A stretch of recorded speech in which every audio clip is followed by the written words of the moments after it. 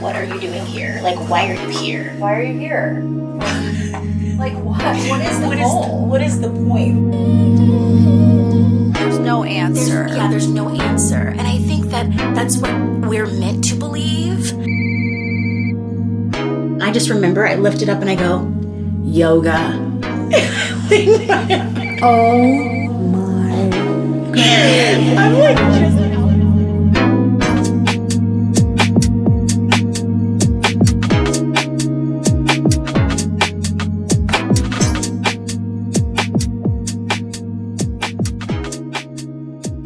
Hey, Nat. Hey, Court. The universe called. What did they say? So we're gonna break down and let it all out. Break down and let it all out. Do you know that? I do. You do? You told me about it. Nina Simone. Yeah, I could only be honest. I know. Way to ruin the surprise, Natalie. Oh, no, but you're still going to tell everybody else about it. Okay, Nina Simone, Break Down and Let It All Out is the song. I found this song when I was in college. I'm going to tell the story. Tell it. Okay, so when I was in college, we were assigned to pick a classical monologue, but it couldn't be Shakespeare. So I picked a monologue from Phaedra, Sophocles. The story is Phaedra falls in love with her stepson. He does not love her back. She asks Poseidon to murder him. He does. And then she kills herself. Very dark, very sick. Very dark. One of my faves. Her and Lady M are my two, like, dream roles. Fierce. Yeah. Like Phaedra. That's that Scorpio rising. Yeah. Phaedra. Okay. Manifest it. Yeah. Manifested. Actually, it's so funny. This is my manifested symbol. I'm holding my hands up on either side of my head like blinders. Manifest. I literally just Googled. I'm like, you know what? Maybe I want to like write something. Don't be trying to. Hey, everybody out there, no, you can't steal it. It's already written. But maybe I'll. Yeah. You're like, hey, this classical, like, open source piece of literature. Don't put your hands on it. It's mine. There's definitely already like some sort of like adaptations and stuff of it. Anyways, I remember doing like Hermione as like my monologue, and if somebody else did. Like for Winter's Table, yeah. I'd be like, no like that's sorry, my monologue. I'm sorry, what? I'm sorry, what? This is mine, and don't try it. Like, how many thousands of women try in theater school have done this? Don't you try it.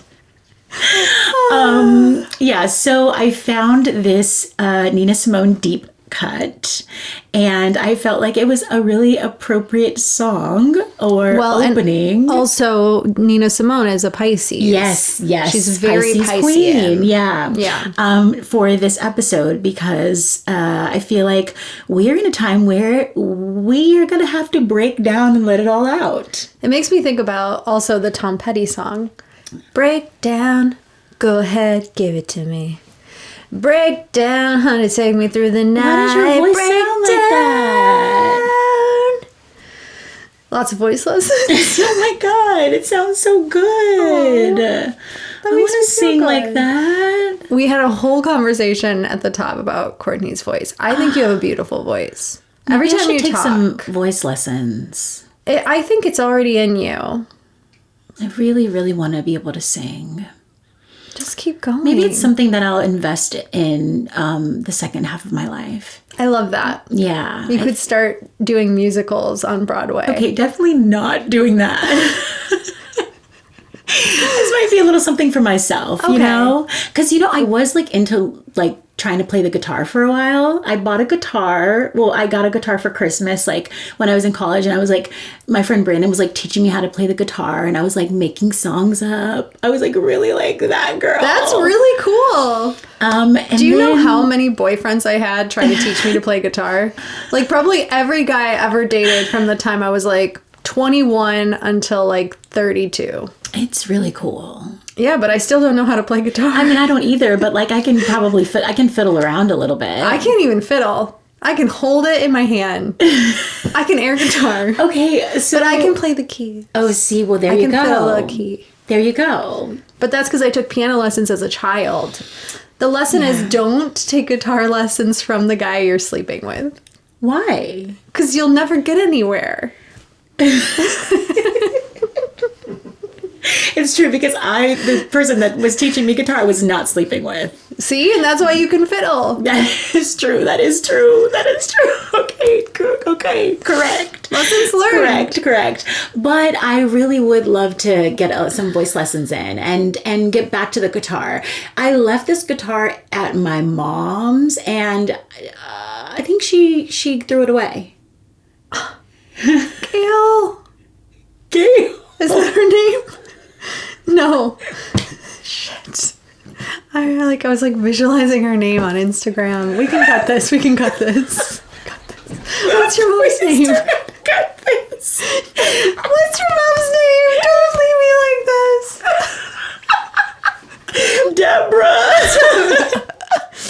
My stomach. Okay, guys. Wow, we have not even... You don't even have to do abs. You can just come here. Oh my God. Deborah, I can totally picture it. Deborah, I'm so sorry. I've met you. I've seen your name on Instagram. This is... Okay, guys. Welcome to the universe called... Listen, speaking of lessons... It's the end of the zodiac year. Oh, See now you want to jump right in? We're jumping. I'm going to put my glasses back on. Okay, get them glasses on, girl. Do I look like one of those people that are like the influencers that don't do blue light, so they wear orange light glasses? I'm not doing that. I just think they're cool looking. You do look very cool. Be clear. You actually look incredible. Like, if you are not watching on YouTube right now, Natalie's outfit is fierce. She's got on this very cool suit, but it's this almost clay. What color is this? It's like a... I guess it's a sage. Okay, I love a sage. But it's almost a little more blue. But it's like I want to say some kind desert of sage, almost like of the ocean, or something in the deep aqua sagey. I don't know, but it feels good too. I know, it's soft. You would think that I'd take an edible or something. I'm like, oh, it's actually Courtney's on MDMA right now. I'm not. She's not. We don't do illegal drugs on this podcast. We do not. Maybe on others. On other podcasts. On other podcasts. Or on other days. Anyways, she looks very, very cool. And she's got these really awesome glasses, tinted orange with black, thick black frames. The curls are popping. That's giving today. Thank you. Oh my gosh, that was a great compliment. Yeah. I wanted to wear a suit because it is a Virgo full moon, and to me, Virgo means business. Business, baby. But it's Pisces season still, so I'm a little flirty in the chest. Okay, so my interpretation is Virgo full moon. I was like, okay, so I'm giving Puritan. Yes. So Courtney is wearing a really cute dress, similar colored landscape. It's but yours is more of a classic sage green, I would say. Yes, I would say so with too. a cream, and it's like a floral, almost paisley pattern. I would say. I love a paisley, and she has these bib collars. Is that a bib collar? I think it's a bib collar. It's this collar fully covers your shoulders. God forbid anybody gets a view of these shoulders. Puritan, buttoned up. All the way to the top, baby. She's so... I am a maiden. I'm like Virgo once she's gone through it. Yeah. She's been on the other side. Yes. I am the Virgin Mother. She is, and she does have a child. I do have a child. I tell you one thing. I'm not a virgin, though. Okay. Like a virgin. Okay. So we're here's the gonna thing. set the stage. Break Down, Let It All Out is our theme song for today because there is so much happening right now. And we're going to just kind of go through some of the things that are occurring and give a little bit give some defining qualities of what those things are, just so we are on the same page. We want to have a shared vocabulary with you, so that way, we have a working vocabulary here. I think so. And then that way we're not like lost. So if you're new to astrology in any way, we're going to catch you up to speed. I guess we're starting out with, just to move back a little bit, starting 2 weeks ago, I think around March 1st, Venus retrograde has started. Stationed retrograde. Okay. And so why don't we just give everybody a definition of what a retrograde is? And we're talking in terms of astrology, not astronomy, for my science peeps out there. My partner's a science person, so he's always like, the planet is not really going backwards. It's actually not going backwards. I don't know why he has a country accent. It's not going backwards, though. But wait, just to, I guess maybe I should ask, John. Like, it's not going backwards, but it does slow down while all the other planets are going at their normal speed. So it appears to the naked eye that it's going backwards. Is that what it is? It's not slowing down, no. But it does appear like other planets are passing it up because of where it is in its rotation. I'm not going to get too detailed. Okay. Yeah, please don't. But it's, I know it's not actually going backwards, but it does appear that other planets are passing it. I knew that part. I mean, it actually does appear to go backwards. Yeah. Because of the way it is, but it's not. Yeah. By astronomy definition, but astrology, which is what we're talking about, which is the energies of it all. What we know is that something's happening, though, with the energy of that planet. Something's going on that we want to pay attention. That's right. Yeah. And a retrograde in general, I think sometimes people talk about retrogrades as negative. And to be honest with you, I like retrogrades. I feel like I figure a lot of stuff out. It's usually a time when we reset. We renew, we reassess things, we repurpose. We got a lot of R words. Well, it's the re's, baby. It's re. Yeah. Rejuvenate, refresh, rest, and reflect. We wrote all these down. Yeah. So think of this as a time to take stock of whatever the planet is that we're talking about, to take stock in whatever it rules. Pause. Right. And so Venus, which is the planet of love, relationships, of our passions, of money, right? Has been retrograde starting March 1st. And now we're here at this full moon 2 weeks later. And sort of what has been happening for you in these spaces in your life, whether it's your relationships with a partner romantically or your work partner, or what's your relationship with how you're moving forward towards a goal or a passion. What's your relationship like going on with your money? So it's kind of like going, hang on, is this giving me what I want? Yeah. Or is this really the way I want to pursue whatever it is that I'm pursuing? So it's a breakdown, and shake it and let it all out. That's you making a whole new song. In addition to Venus stationing retrograde, we also have another retrograde. That's right. That's starting right now. Yes. Which is the planet Mercury. Yeah. So we will kind of like circle back to that and dig a little bit deeper into that. But we just wanted to talk about what retrograde can offer so that we're all on the same page, understanding what that energy of retrograde can mean, and know that, you know, Venus retrograde, we're not going to spend a lot of time on that this episode, but it is a part of the bigger conversation, and it is a part of the landscape. It is in dialogue with everything that's happening. Yeah. And you know, just to piggyback on that, this is part of the stage that we're setting. Yeah. This is the last full moon of the year. The zodiac year ends in Pisces, and so we're here with the Virgo full moon. We're always going to talk about that polarity whenever we're with the full moon, because you have one sign and then their polar sign. You have the qualities that complement each other. So we're here at the last full moon of the year. This is kind of it. It's like the end of the road. And so I do think this is, in general, a time to reflect, reassess. Absolutely. Anyway. And I almost feel like these retrogrades are kind of supporting that process right now. In addition to the fact that we are still in eclipse season. Like we are.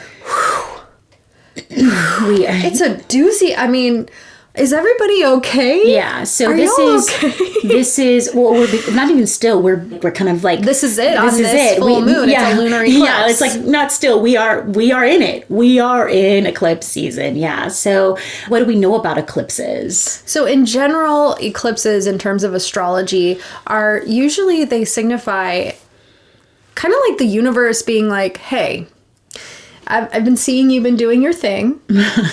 That's cute. That's cute and all. And I'm going to like pat your little butt and get you on your way to get onto the right track. And so ultimately it's there to help you, I think, stay on course for your soul's destiny or whatever it is that you sort of believe in.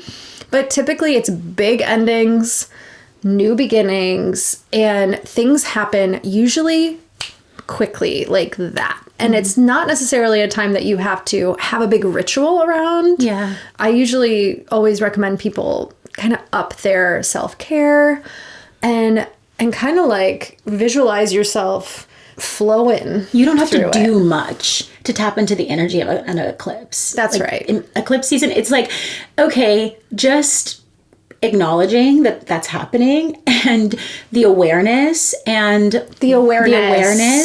think is key. It's so potent and it really and it's really illuminating. And so I think it's paying attention to what is happening during this time is almost all we have to do. That's right. I agree. And being aware of it as you go, being aware of, in addition to this Venus retrograde, I feel like with that eclipse is like, well, what am I noticing? What am I hearing? What am I seeing? What is ending? What is beginning? Yeah. What am I letting go of? Yeah. You know, these are the questions I think at this time.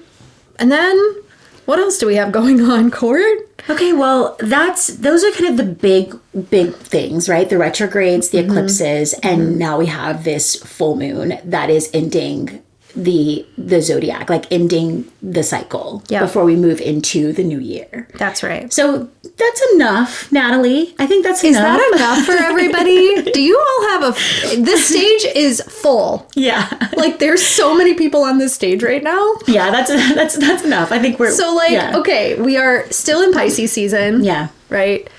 We're still in the fish. Yeah. We're at the end. And then we have our Virgo full moon illuminating everything with a lunar eclipse in the midst of our Venus retrograde, which is relationships, passions, money, and our Mercury retrograde. Maybe we should talk about Mercury. Yeah, I think so. Absolutely. And because, Mercury retrograde, we see, I believe, 3 of those a year. So I think we are more familiar with the kind of Mercury retrograde chit chat, water cooler chat. It's not so weird when people are like, well, Mercury's in retrograde. Oh. Yeah, Mercury's in retrograde, which, by the way, I was listening to an astrologer one time talk, and she was like, also, Mercury, it's improper speech to say Mercury is in retrograde because it's like Mercury is in retrograde motions. You would say Mercury is retrograde. Okay. And ever since then, I'm like, because I was always saying like Mercury is in retrograde, and I feel like such a dud now. So Shit, I'm like, did I just say that? No, yeah, but you were kind of making a joke because you were just talking. You were like, just because that's what we all say. That's what people just all around. Can I tell you something really funny? What? My mom's gonna kill me for this, but my mom, whenever Mercury's retrograde, my mom will be like, oh, is Mercury in retrograde? That's so or she'll be like, it's Mercury retrograde. And I'm like, Mom, it's retrograde. And she'll just say grave. But you know what? With so much conviction. Guess what? It is almost like, it's like a little tiny death. It is. It is like a little tiny death. Like a death of like anything you want to get done, kind of busting through and being it's like Mercury is just went and got in the casket for a second and then it'll come back. Shows her bitch ass around. So honestly, your mom's not completely wrong. Okay, Marilyn, you're right. You know what? Marilyn and Deborah. Oh my God, those are retro names. Those are some from a generation. Those are some therapist names. Marilyn and Deborah. I love it. Or Gail. Depending on which universe we're in. Not Gail.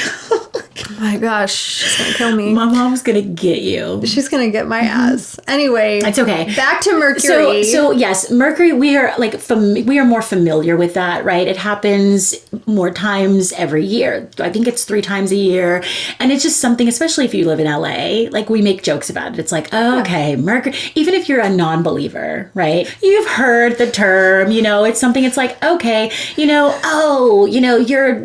texts aren't going through, or like, oh, my computer's not, it's moving slowly. Mercury must be in retrograde. Literally, you would say it that way, But what does it actually mean? Like, what is it? Mercury is named after the trickster, right? So like the messenger goddess, God. He had little wings on his feet. Aww. So he was a messenger, and he was also like a little trickster. Yeah. Right? And so the energy of Mercury is it rules communication. Exactly. Technology. Information, technology, travel. Because again, it is named after the god of communication, of tech. Exactly. And so when Mercury is stationed retrograde, right? The energy is thwarted. I always say that. The energy, whatever, I always say it's thwarted. It feels there's some sort of stickiness. Yeah, the way I've always pictured it is like, let's say you're like sending a letter to somebody, like that path for that letter to get from point A to point B is maybe going through some rocky things, and we don't know if it's going to get there. Yeah. And, I also want to say that it's not like I know you're joking about it as in like, oh, it's destroying our lives or whatever, but I don't always think that it has to be so heavy. It also does, if you want to get real deep, you can also look at where it's hitting your chart, which we're not professional astrologers, but you should go check those out and see. But, I usually tell people Mercury retrograde is a time to move a little slower. Oh, yeah. Because it's already slow. It's like instead of you working against what's already happening, it's like, all right. Oh, yeah. No, I'm going to surrender a little bit. I'm going to sit back a little bit. Absolutely. And allow it to kind of, or not even just allow it, but to double check that you're dotting your I's and crossing your T's, and also taking a deep breath before you respond to people so that you're not being reactive. I know we talk about reactivity. That seems like something we keep talking about. Well, it's because, people be reacting. That's right. And especially at this time. And maybe we shouldn't be so reactive. So, we can talk about it so that we can work on it. Yeah. And that's why I think a mindfulness or a yoga practice of any kind is always going to help you with that. Yeah, I think anytime a planet is retrograde, it's an opportunity for us to, again, work with that energy. It's not, I think that's the right language. Instead of working against it, it's useful. Yeah. So how can I use this time? So absolutely, when Mercury is retrograde, it doesn't have to be a time of like chaos and confusion. It doesn't have to be a time of like, oh my God, everything's gonna, be so hard. Sometimes it is. Yeah, sure. I mean, like, it's life. Sometimes things are hard. And also, if we already know these things, that's why I love astrology, because I'm like, oh, I'm just equipped. Now I'm equipped with the knowledge. So I'm like, oh, okay, so I know this is happening. So if something does come up, oh, okay, I know what this is. Now I can take a breath. Now I can pause before I react to this email that I receive that I'm like, oh, hell no, this person, and I might have gone ham on this person instead of going, oh, you know what? Mercury retrograde, you funny. Let me just pause. Trickster trying to get me. This might be a time for me to work on my patience. This might be a time for me to work on my communication skills. This might be a time for me to work, right? So it's an opportunity. Yeah. It's always an opportunity. Yeah. And I mean, also Virgo is ruled by Mercury. Yes. And we're in a Virgo full moon. And I do think this is a great time to get organized. A Mercury retrograde is a time to get organized. Yes. So like, I love that. Yeah. That's what I try to do. That's so good. I go, okay, what doctor's appointments do I need to actually go and figure out? I've never really thought of that. I've never really thought of Mercury. I've never really thought of Mercury retrograde being a time to get organized. Because every time I try to go, let's start something new during retrograde, during my retrograde, it's like, it like smashes that new getting started, something new energy gets smashed. So I'm like, you know what? Instead of going and getting smashed, I'm going to like, what do I have here? And deal with what I got and like put the sticks in their piles. You know what? I'm already such an organized person that like that's probably why I never thought of it. Courtney doesn't need it. No, I'm joking. I mean, I am a little.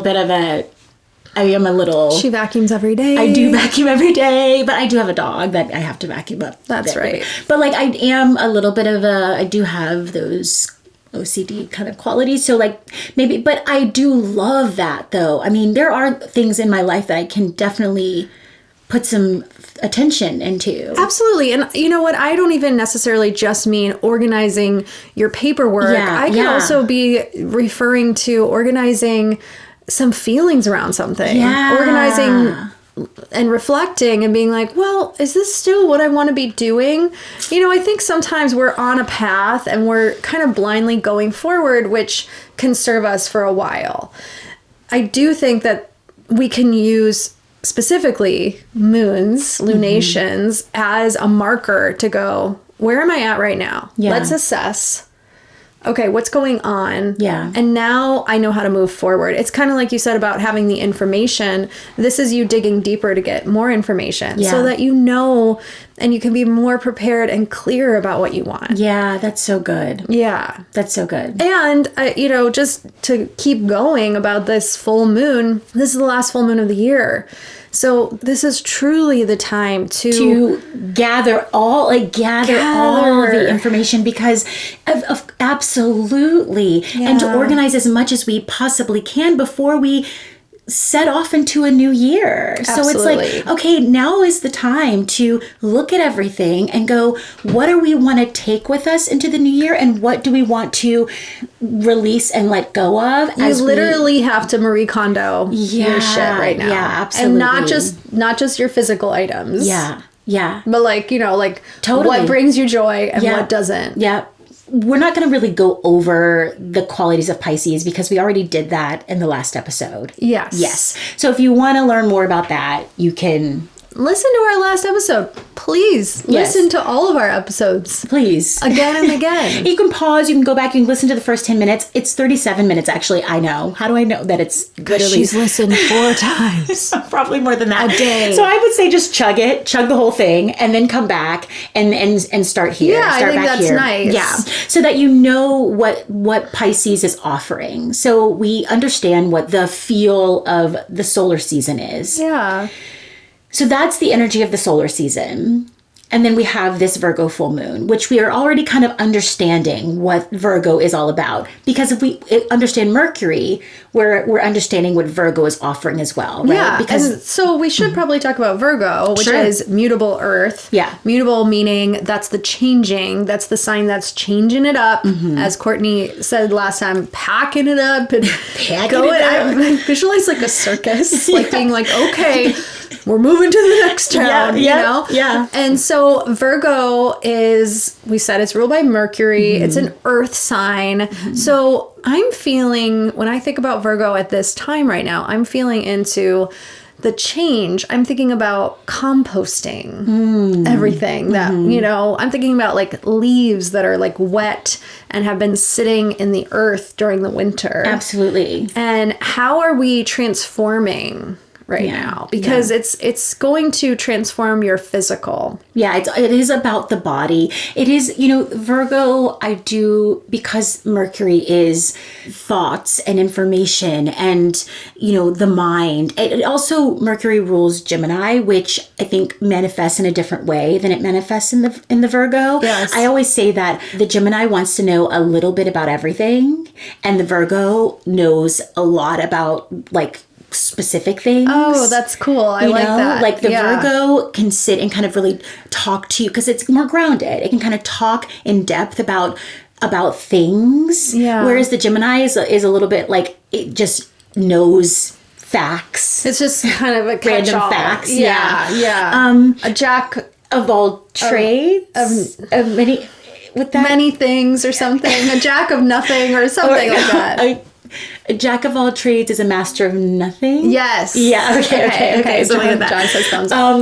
Which the Geminis might be offended by that, but that's Listen, I love you, Gemini. We do love. We love a Gemini. We love a Gemini. A Gemini will work a party. Okay, they're so fun. They are really, really fun. They're really fun people. They are really fun people. But the Virgo, they're a little more grounded with their information, right? And they are helpers.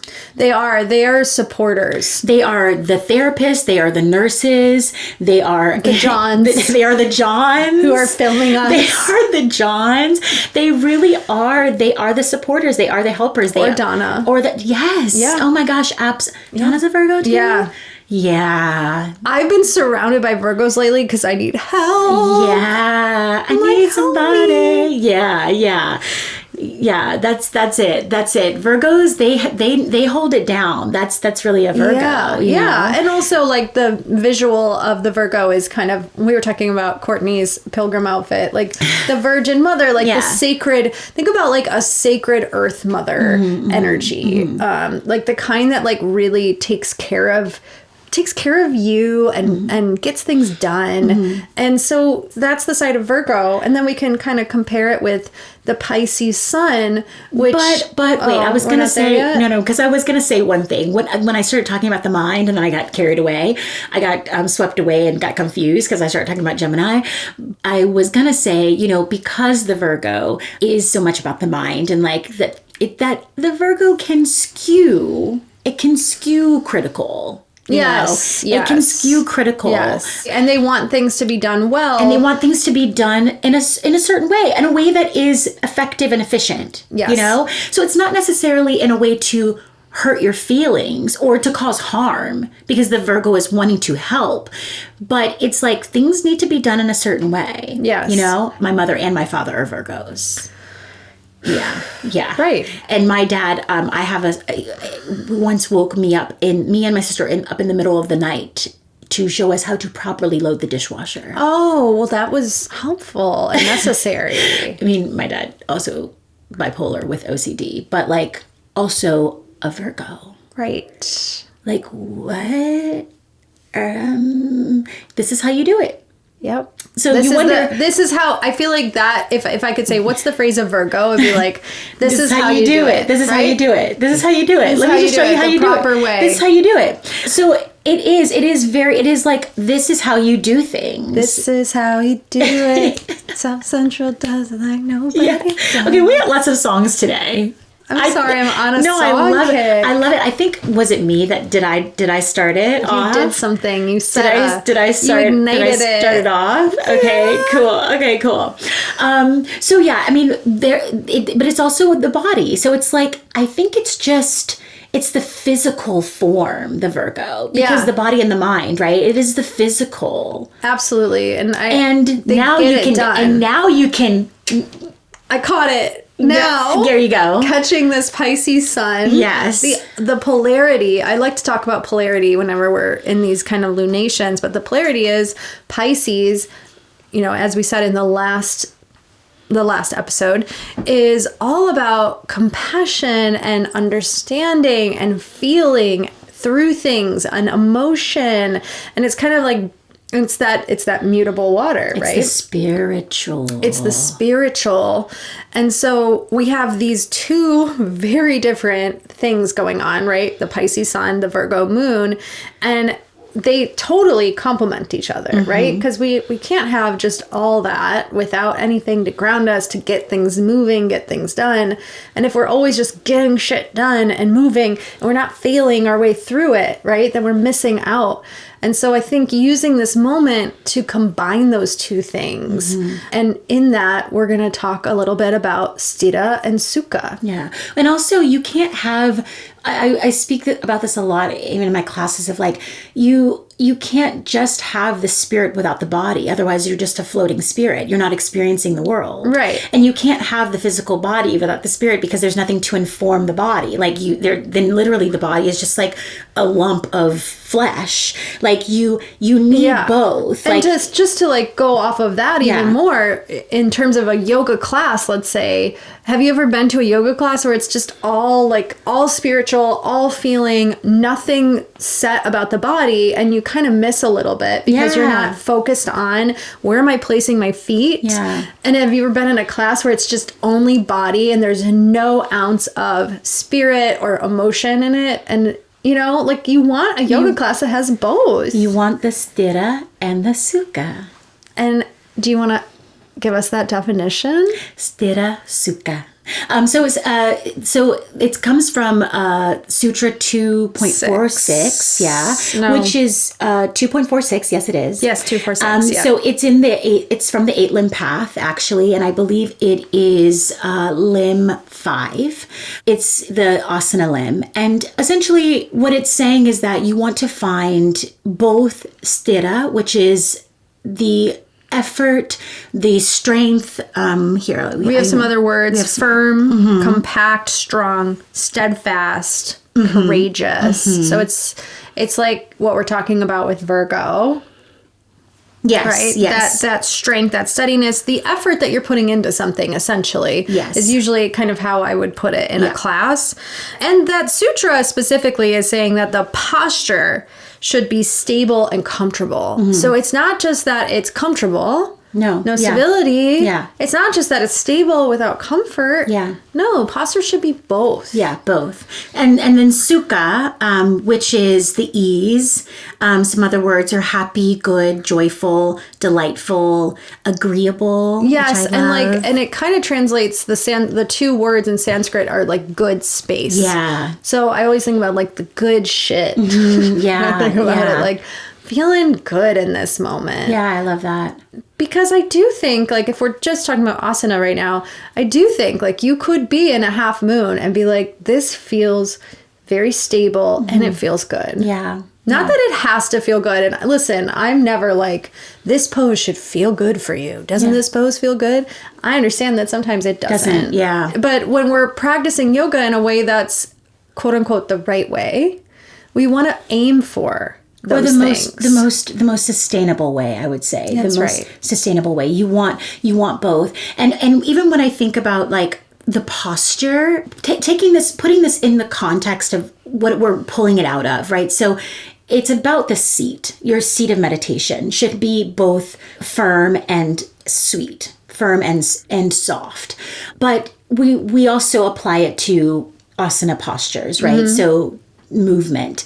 But I also think about the posture we take as we move through the world, right? Looking for both that effort and ease in just the way that we live our lives, you know? Yeah. And I was thinking about this actually as I was driving over here, because the sutra doesn't say anything about equal parts. It just says you're looking for both of them, because sometimes you're going to need a little bit more effort and sometimes you're going to need a little bit more ease. You even think about like asana, like in a handstand.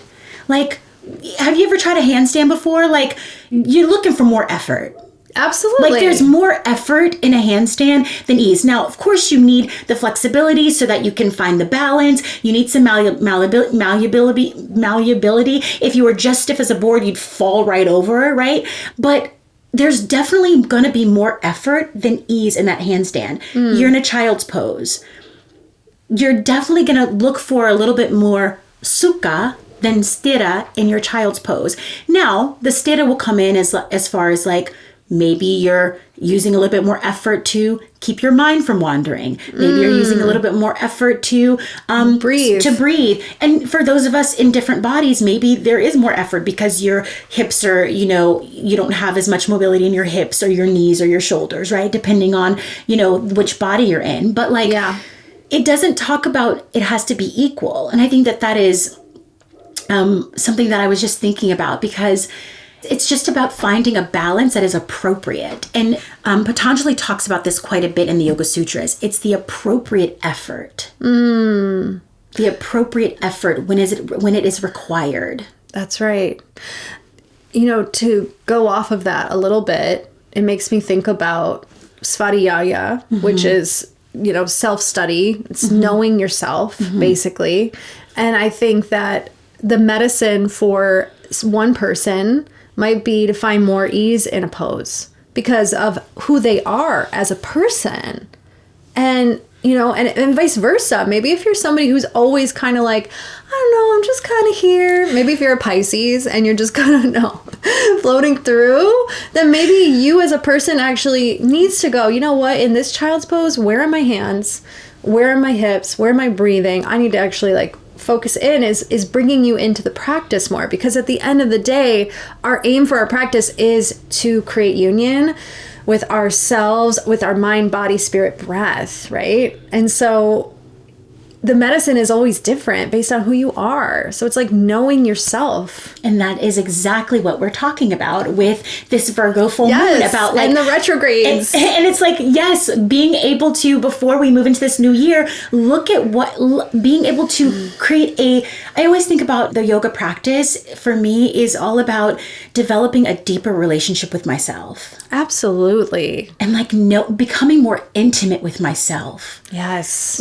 How can I know myself better? What else is in there? And you would think after 42 years, cut that out, John. So good. Anything you say cut out, John won't cut out. So we have to be like, John, keep that. John's in opposite land. But you would think I was like, of course, but no, we never stop learning because we never stop changing. We never stop growing. So there's new stuff every day. And also, since we're talking about Virgo, we're talking about the body. This is our yoga practice. I think I've heard you say this in class before, but our yoga practice is literally showing us how our body is physically changing and the impermanence of our body in our practice. And as we change physically, what we need changes. And as we change physically, we change internally. Yes. And so it is that Virgo body changing, and that spiritual side is also changing. Yes. Right? Because you have experience. You weren't a mom 20 years ago. Yeah. So now that you're a mom, it's you have a different viewpoint. After you've been through some dark shit. Yeah. Not saying being a mom is dark. Oh, but it's dark as fuck. Okay, it's dark. I just slid that in. I was like, it's dark. Oops. Girl. It's tough. I'm looking around with a flashlight somebody help me. No, it's like a candle. Okay, that's nice. A candle feels a little more ritualistic. She's like Phaedra. She's Lady McBee trying to figure it out. No, yeah, I love this. And also, okay, so what, I'm getting so excited now. I'm getting so excited. But this is why we started this podcast, so that Courtney and I could get excited and go off on each other. Because absolutely, that Virgo full moon is all about the svadhyaya, the self-reflection, and the Pisces, right? We know the Pisces, which allows us to surrender. We talked about that the last episode, about the surrender or the letting go, in that watery quality of being able to release.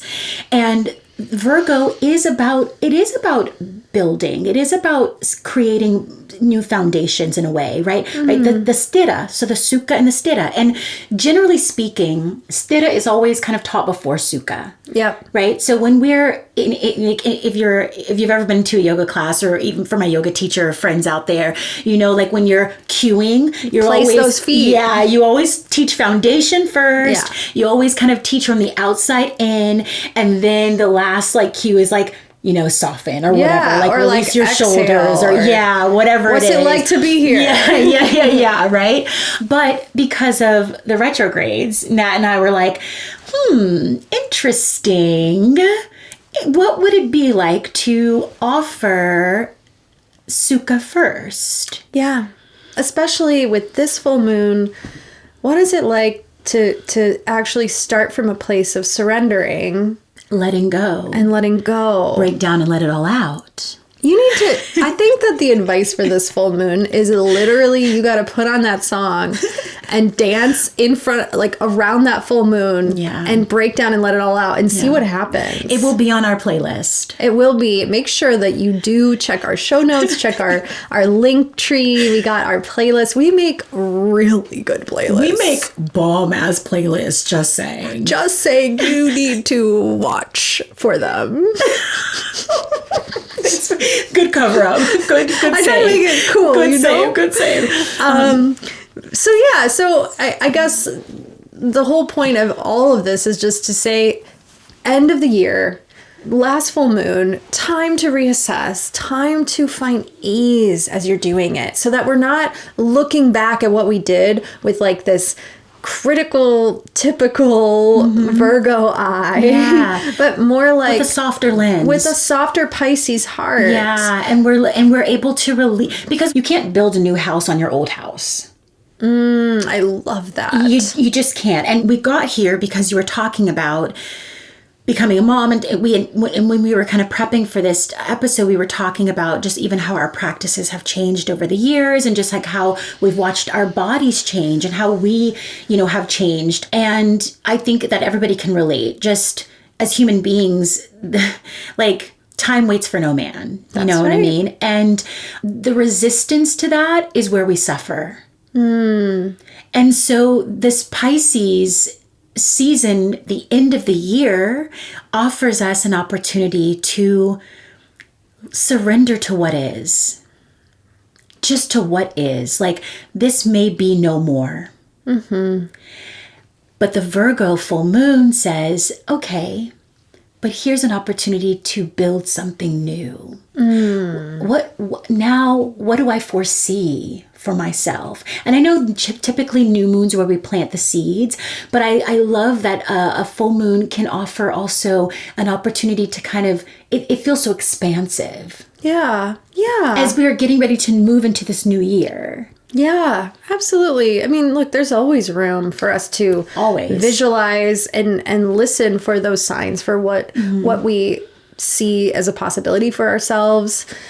I would also say that using Virgo to reassess what you've gone through and literally honor it. Like, honor it. Honor the fact that your body has changed. The gratitude. With the gratitude and the acceptance piece, like both of those things, because that's very practical. Yeah, before you can even rebuild, you have to have the gratitude before you can even get there. Yeah, that is very Virgo. Right? Yeah. And so let go of the things that you don't need to carry into the next year, because we got to make space for Aries season. We got to make space for the next thing. And this eclipse might just be popping in and making that space without even you trying to do it.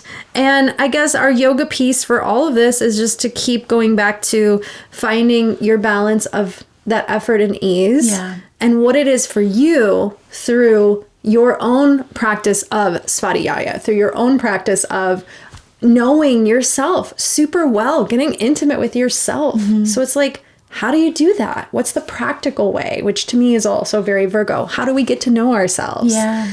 I think every time you get on your yoga mat, it's information. Not like you have to be psychoanalyzing yourself the whole time, but you might be like, oh, wow, like I hold my breath when I'm like this, or when I'm trying something new, I get scared. Yeah. Like, okay, well, good to know. So what does that mean for me? And investigate. It's like you're in with the flashlight again. Yeah. You're looking through the caves. And also recognizing too that, like, I think this is an interesting thing too. Like, what is, I don't want to say worthy, but what is maybe worthy is the right word of the effort. I think so. Because I'll tell this story. This was kind of part of a discussion we had in our prep, the crow post story after I had Rue.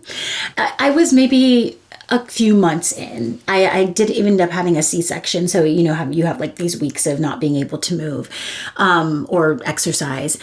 At that point, I'd been doing yoga asana for almost 20 years, Yeah. maybe around. You're like half my life. Yeah, half my life. And so in 2021, so we're doing yoga mainly still at home. So I'm like, okay, it's my first flow class. I'm like, all right, I'm feeling pretty strong. I had been like on the treadmill, kind of like walking on the treadmill. I'm like, all right, I've been doing some like slow, chill classes. So I do a class and I'm like, all right, I'm feeling pretty strong. And the prep is we're prepping for crow. And so I'm like, okay, I had at this point been doing crow pose for a good 15 years. Crow pose. Yeah. I can do crow pose, So I brag. No, I'm just kidding. Humble brag. So I get my hands down. I get my knees up on my triceps, Spread my fingers, look forward, move my weight into my finger pads, and nothing. I'm like, well, come on, feet. Let's go. Come on, feet. Nothing happened. I was like, there was like nothing that happened down there. Like it just, I will say this. Okay. This is completely, this is a humble brag. This is a humble brag. When they were cutting me open down there, guys, they had to use like multiple knives because you were so strong. Are you serious? You can skip over this if this totally weirds you out. But my doctor was like pulling, like she was a tiny lady. And she's like trying to pull me open. And I'm just down there, I'm like numb. And she's like, oh my God. And so the nurse is like trying to help her. And she's like, oh my God, like this is really hard. And I just remember I lift it up and I go, yoga. Oh my God. I'm like just out of it. And she's like fucking going. This is the best story I've ever heard in my life. I lift my hand and I go, yoga. And I went down. Jeff just slapped, like she was just like, okay. Oh my God. That visual. Yoga. So anyways, it took a long time for those lower abdominals to like get back together. But I decided, I wanted to, this is something worth, like, I was like, I want to do this. I could have also been like, you know what? Who cares if I ever do crow pose again? And like, I would have let it go. But I was like, let's see, I'll put some effort into this. And I'll, little by little, I'll get a foot up and maybe I'll get another one up. And, she's flying high these days, guys. She's crowing. She gets her knees up. Yeah, but it's just an example of like how the body changes and how you absolutely, it's just like letting go, surrendering. And then if you want to put forth the effort to rebuild, you can. You can.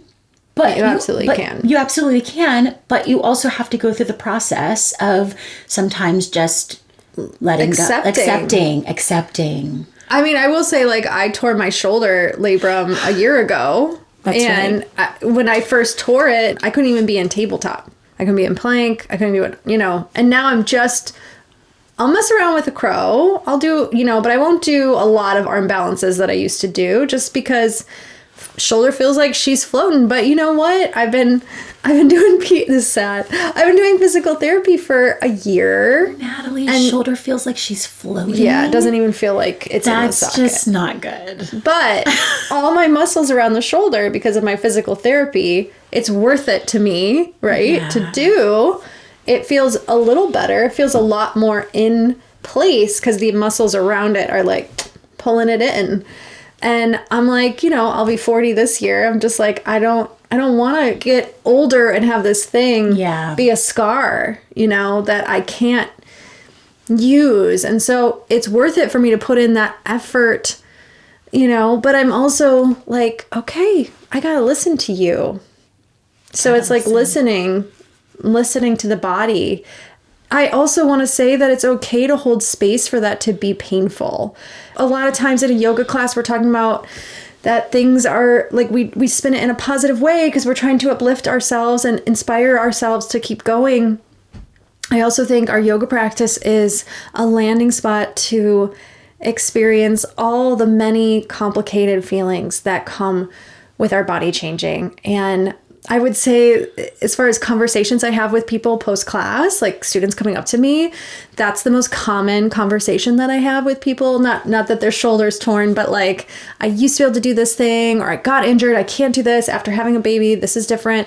And it's like, there's grief. Yeah. There's grief. And, you know, just going back to this lunation, end of year is holding space for all of the feelings. All of them. All of them. Everything. Because sometimes when we let go, we feel sad, we feel disappointed, we feel angry, we feel all of those things. Yeah. Mm-hmm. And our yoga practice is not there for us to be perfect all the time. Absolutely. It's okay for us to sometimes fall apart. Yeah. Even when we're showing up with the best that we can, with the most effort that we can, we're not always going to achieve a posture with effort and ease perfectly either. Mm-hmm. And I think, it's all just to say that we just got to be there for ourselves. I love that. The wrap up. We love yoga. We love yoga. All right. So we have some words just to close out. Mm-hmm. All right. So just to wrap up, thinking about the stage that we've set with Venus retrograde, Mercury retrograde, end of year, full moon. Eclipses. Slow down and take your time. Mm-hmm. It's okay if things aren't happening all at once, and really forgive where you've been. Honor what you've been through, whether it's your physical body or your heart. And in order for you to forgive what has happened, in order for us to move forward, we're going to look back at it with compassion, right? So even though we're talking about, yes, maybe there's grief involved, can we hold that compassion for ourselves? Lots of empathy for the self. Yeah. Mm-hmm. Anything else that you want to leave us with? No. Okay. So you said it all, and you said it all beautifully. That's all. Yeah. I feel good about that. Yeah. And I feel like this is a very deep, full episode because, like I said, it's the last moon of the year. And so having space for yourself for what you need to go through it. Yeah.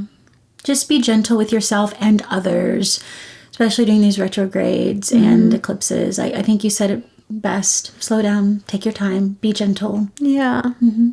Well, thank you so much, everybody, for listening. And we have been loving all the messages that we've gotten so far. It warms our hearts. Mm-hmm. Like, seriously, it makes me want to cry. So thank you so much for reading thank you so much for writing us messages and subscribing. And we encourage you to write a review if you're down. Yeah. So if you've written like a text to Nat or I or a DM, just basically copy that. Go over to Apple or Spotify, whichever one you listen to. Or YouTube. And just paste it there. Please. And watch our YouTube. Yeah, watch our YouTube. You can see what we're wearing. That's the most important part. We're cuties. We're cutie patooties. We'll catch you later. Yay. The Universe Called Podcast with Natalie Burtney and Courtney Sauls. Filming and editing by John Meyer. Theme music by Chit Cray, Studio Inertia. Special thanks to Donna and Robbie Falks.